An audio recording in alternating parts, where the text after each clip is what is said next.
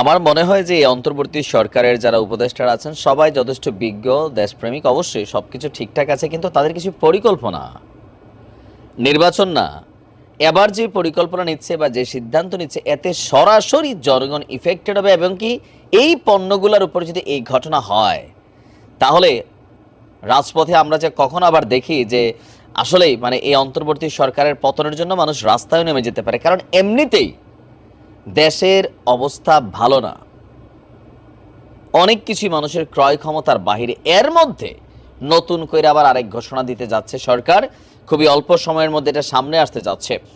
আপনার 43টা পণ্য সেবার দাম বাড়তে পারে। কেন? কারণ হঠাৎ করে এই 43টা পণ্য বা সেবার উপর ট্যাক্স নতুন করে আরোপ করতে যাচ্ছে, যেটাকে মূল্য সংযোজন কর এবং সম্পূরক শুল্ক আইনে কিছুটা সংশোধন আনছে সরকার। তো কী কীর উপরে পড়বে দেখেন। সরাসরি প্রথমত ঔষধ। মানুষ ওষুধ 5 টাকারটা 20 টাকা খাইতে খাইতে 2 নম্বরের সিন্ডিকেট দালালির কারণে বিরক্ত। এখন ওষুধের দাম আবারও বাড়ার সম্ভাবনা আছে। এগুলোর উপর নতুন করে কর বসতে যাচ্ছে।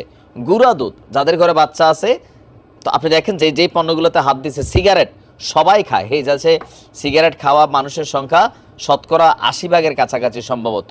বিস্কুট এটাও সবাই খায়, বাচ্চা থেকে বুড়া সবাই খায়, সাথে 1 কাপ রং চা, 2টা টোস্ট বিস্কুট খাইতে অনেক মজা লাগে, তাই না? চুবাইয়া চুবাইয়া। কিন্তু এখন এটাও নেগেটিভের দিকে যাচ্ছে। এছাড়া আরেকটা ধাক্কা খাবে প্রবাসীরা, কারণ বিমানের টিকিট সহ টোটাল 43টা ধরনের পণ্য এবং সেবার উপর বাড়তি মূসক এবং শুল্ক আরোপ হতে পারে। তো সরকার যখন হতে পারে বলে, আমরা সবসময় দেখি এটা হয়ে যায়। ফলে বাজেটের আগেই এসব পণ্য এবং সেবার দাম এক দফা বাড়তে পারে। তো কে বলছে এই কথা? জাতীয় রাজস্ব বোর্ডের সূত্রে এসব তথ্য জানা গেছে।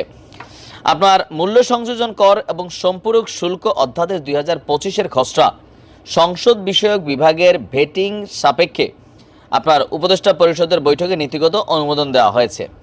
এই সংক্রান্ত সংশোধিত খসড়া অধ্যাদেশের অনুমোদনের বিষয়টি বৈঠক শেষে জানানো হলেও ভ্যাটের বিষয়ে কী কী পরিবর্তন আনছে তা আনুষ্ঠানিকভাবে সরকারের পক্ষ থেকে জানানো হয়নি। তবে রাজস্ব বোর্ড বলছেন এনবিআর সূত্রে কিছু পরিবর্তন নিয়ে আসছে।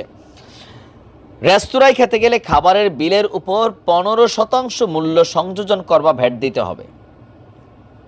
বিষয়টা বুঝতে পারছি। রেস্তোরাঁয় খাবেন ঘন ঘন, এই যে বললাম না যে প্রত্যেকটা সিদ্ধান্ত পাবলিককে আরো মারা দেওয়া টাইপের সিদ্ধান্ত। দেখেন রাষ্ট্র কেমনে চালাইবেন, কোত্থেকে ঋণ আনবেন, আনেন। এখন মানুষের উপর এগুলো আর বাড়াইয়েন না। আপনারা বাড়াবেন 1 টাকা, দোকানদাররা বাড়াবে 10 টাকা, কোম্পানি বাড়াবে এটারে মনে করলেন 5 টাকা, আর জনগণ কিনবে 20 টাকা। এরকমই হয় বাংলাদেশে, কারণ কন্ট্রোলিং দায়িত্ব। এতদিন শীতাতপ নিয়ন্ত্রিত বা এসি রেস্তোরাঁয় খাবারের বিলের উপর 5% হারে ভ্যাট নেওয়া হতো, সেটি বাড়িয়ে 15% করার নীতিগত সিদ্ধান্ত নিয়েছে অন্তর্বর্তীকালীন সরকার। এজন্যই বিএনপি বলে যে আপনারা ম্যান্ডেটবিহীন একটা সরকার, কারণ আপনারা না ছিলেন জুলাই বিপ্লবের এই ঘটনার সাথে জড়িত, না আপনারা দেশের জন্য এমন কোনো কিছু করছেন 2-4 জন হাতে গোনা ছাড়া। আপনারা কি বুঝতে পারতেছেন আপনাদের এই ধরনের সিদ্ধান্তে সমাজের মধ্যবিত্ত, নিম্নবিত্ত, দরিদ্র মানুষগুলা, যে আইটেমগুলো আপনারা হাত দিচ্ছেন, প্রবাসীরা কি পরিমাণ ঝামেলায় পড়বে? রেমিডেন্স পাড়ে আমরা দেশ ভাষাই ফেলতেছি, আর আপনারা বিমানের টিকিটে হাত দিচ্ছেন, যেখানে প্রবাসীদের এক্সপেকটেশন ছিল এটা কমবে, নতুন করে বাড়বে। রেস্তোরাঁর পাশাপাশি পোশাক কেনার ক্ষেত্রেও ভ্যাটের হার বাড়ানোর উদ্যোগ নেওয়া হয়েছে। যেটা 7.5% ছিল, এটা 15% হচ্ছে। আর মিষ্টি কিনতে গেলেও খরচ বাড়তে পারে, কারণ মিষ্টির দোকান থেকে মিষ্টি কেনার ক্ষেত্রে যে ভ্যাট ছিল 7.5%, সেটা বাড়িয়ে 15% করার উদ্যোগ নিয়েছে। এমন সবগুলা জিনিসের মধ্যে হাত দিয়েছে যেগুলা জনগণ খুশি আনন্দের মধ্যে ব্যবহার করে। এছাড়া ভ্রমণের ক্ষেত্রে নন এসি হোটেল সেবার ভ্যাট 7.5 থেকে 15 উদ্যোগ নেওয়া হয়েছে।